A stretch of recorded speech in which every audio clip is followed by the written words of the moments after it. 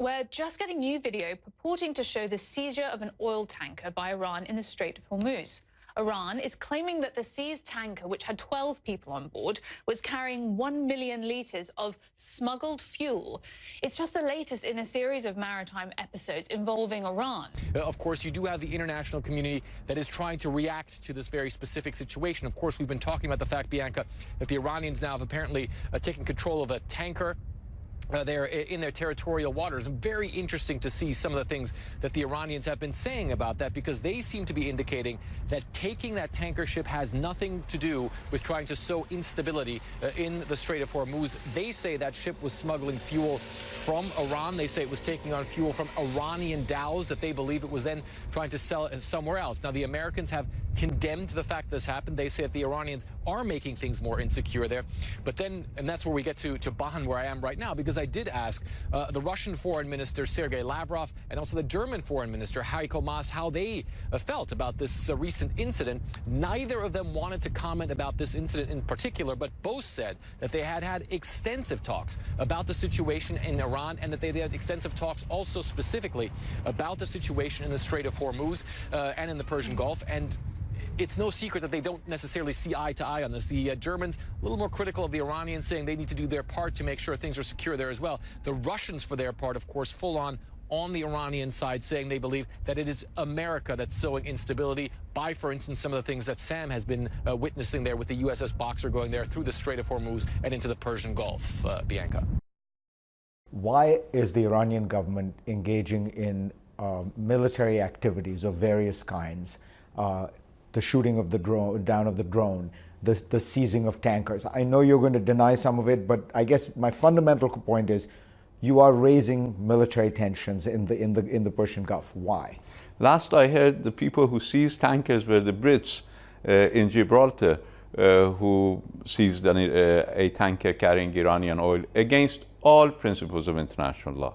So, and they admitted it, unfortunately. But are you denying that you guys are not asserting, you're not raising tensions? We defend our territory. The United States drone entered Iranian territory, entered Iranian airspace. It was shot down because even without entering Iranian airspace, it could spy over our entire territory. While entering our airspace, it not only threatened our territorial integrity, but it was threatening our national security.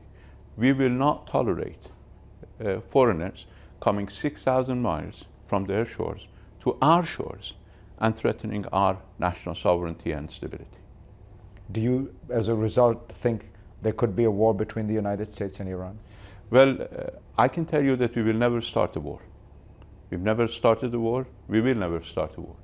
But we will defend ourselves, and anybody who starts a war with Iran will not be the one who ends it. What would happen in a no-deal Brexit? No one knows. The options are so many.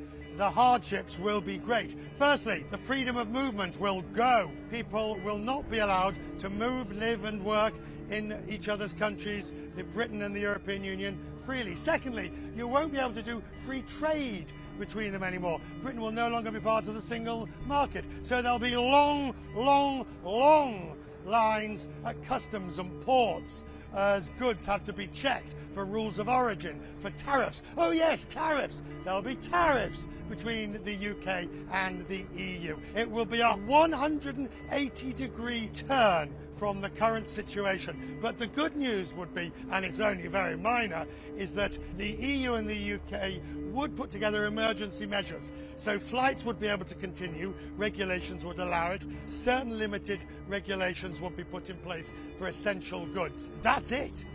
No one knows. I promise you, if there was a no-deal Brexit, everyone agrees it would be messy in the extreme. A man who lost 5 members of his family in the crash of Ethiopian Airlines Flight 302 testified before a House committee on airline safety this morning. Paul Njoroge lost his wife, his 6-year-old son, their 4-year-old daughter, and 9-month-old daughter, and his mother-in-law when the Boeing 737 MAX crashed shortly after takeoff in March. He slammed Boeing, saying had they grounded this kind of plane after that deadly Lion Air crash in October, he believes his family would still be alive.